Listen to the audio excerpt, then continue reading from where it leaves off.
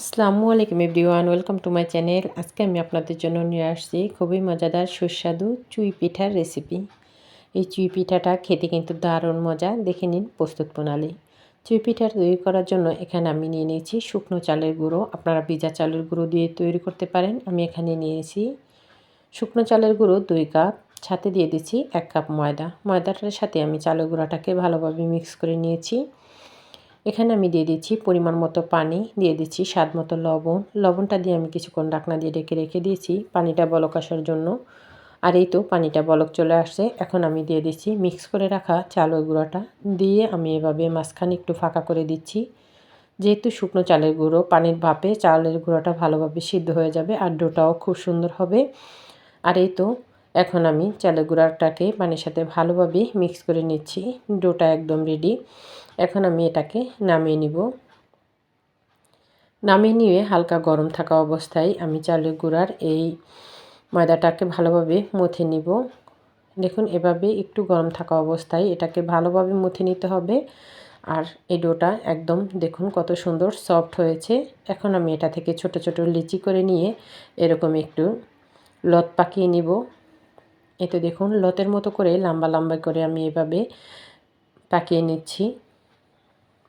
এই পিঠাটা তৈরি করার সময় এভাবে লত পাকিয়ে নিলে পিঠাটা কাটতে খুব সুবিধা হয়।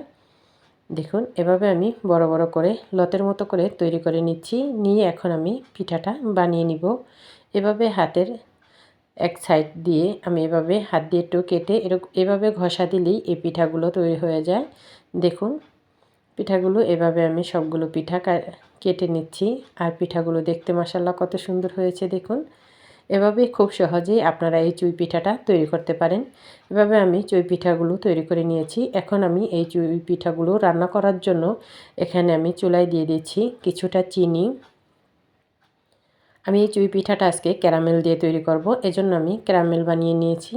ক্যারামেলটা তৈরি হয়ে গেলে এখন আমি এখানে দিয়ে দিব লিকুইড দুধ। এখানে আমি 1.5 কেজি দুধ দিয়েছি, 1 কেজি আর হাফ কেজি। আপনারা যে পরিমাণ পিঠা তৈরি করবেন ওই পরিমাণ দুধটা বাড়িয়ে কমিয়ে নিতে পারেন। এই পিঠাটা শুধু দুধে রান্না করলে খেতে দারুণ লাগে। দুধটা যখন বলক চলে আসছে আমি এটাতে দিয়ে দিয়েছি গোটা মশলা, এলাচ, দারচিনি দিয়ে আমি কিছুক্ষণ নেড়েচেড়ে নিয়েছি। দিয়ে দিচ্ছি কিছুটা নারকেল কোড়া। নারকেল কোড়াটা দিয়ে আবারও কিছুক্ষণ জাল করে নিয়ে এখানে আমি দিয়ে দিচ্ছি গুঁড়ো দুধ। গুঁড়ো দুধটা দিলে দুধটা আরও ঘন হয়ে যাবে। গুঁড়ো দুধটা দিয়ে আমি আরও কিছুক্ষণ এটাকে জাল করে নিয়েছি। নিয়ে এখন আমি দিয়ে দিচ্ছি স্বাদ মতো চিনি। চিনিটা দিয়ে আবারও আমি নেড়েচেড়ে নিচ্ছি। এভাবে কিছুক্ষণ আমি দুধটাকে জাল করে নিয়েছি। আর এই তো দেখুন দুধটা জাল করে নেওয়া হয়ে গেছে। এভাবে বলক আসা অবস্থায় এই পিঠাগুলো দিয়ে দিতে হবে। আমি এখন সবগুলো চুই পিঠা দিয়ে দিচ্ছি। এ পর্যায়ে চুলার আঁচটা একটু বাড়িয়ে দিতে হবে।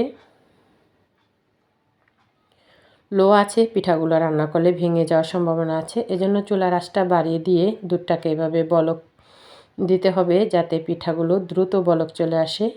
আর এই তো দেখুন দুধটা সুন্দরভাবে বলক চলে আসছে। এভাবে কিছুক্ষণ রান্না করে নিলেই এই পিঠাটা একদম রান্না করা হয়ে যায়। বেশিক্ষণ জাল করার কোনো প্রয়োজন নেই। দেখুন পিঠাগুলো মাশাআল্লাহ কত সুন্দর হয়েছে, একটা পিঠাও ভেঙে যায়নি আর দেখতেও কতটা লোভনীয় হয়েছে। আর এই তো দুধটা অনেকটা ঘন হয়ে আসছে আর পিঠাগুলো হয়ে গেছে। এখন আমি পিঠাগুলো নামিয়ে নিব। এই পিঠাটা যখন নামিয়ে নেওয়া হয় ঠান্ডা হয়ে গেলে পিঠাটা আরও ঘন হয়ে যায়। আর এই তো দেখুন মাশাআল্লাহ পিঠাটা কত সুন্দর হয়েছে। ক্যারামেল দিয়ে এই পিঠাটা খেতে কিন্তু দারুণ মজা। ছোট বড় সবাই খেতে এটা খুবই পছন্দ করবে। অতিথি আপ্যায়নে আপনারা ঝটপট তৈরি করে নিতে পারেন এই চুই পিঠাটা। এই চুই পিঠাটা খেতে এত মজা হয়েছে আপনারা না খেলে বুঝতেই পারবেন না। আপনারা একবার হলো এই চুই পিঠাটি বাসায় তৈরি করবেন। সবাই ভালো থাকবেন। আল্লাহ হাফেজ সবাইকে।